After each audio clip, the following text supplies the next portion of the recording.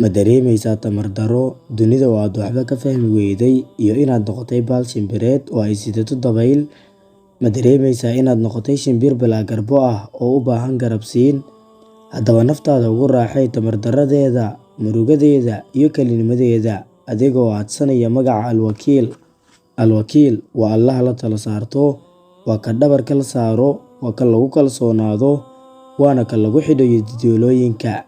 Shaqo kasta oo aad u talo saarato Allah Subxaanahu wa Tacaala ka naso, maxaa yeelay haddii aad arrimahaaga u talo saarato isaga, dhammaystirkooda iyo kalsoonidaada waxaad u dhiibatay Allah hantiyey wax kasta, Allaha gacanta ku haya cirka iyo dhulka, iyo Allaha la magangalo laakiin aan isagoo cidna magangelin.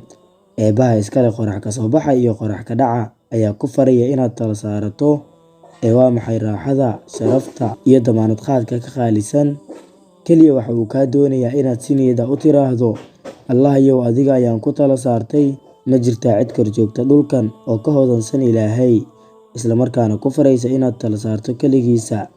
Dhab ahaantii lama helayo ciddan, waayo insaanku ma laha awood uu wax kasta kaaga ilaaliyo, ma laha taag uu wax walba kaaga difaaco, mana laha tamar uu shay kasta kuugu caawiyo.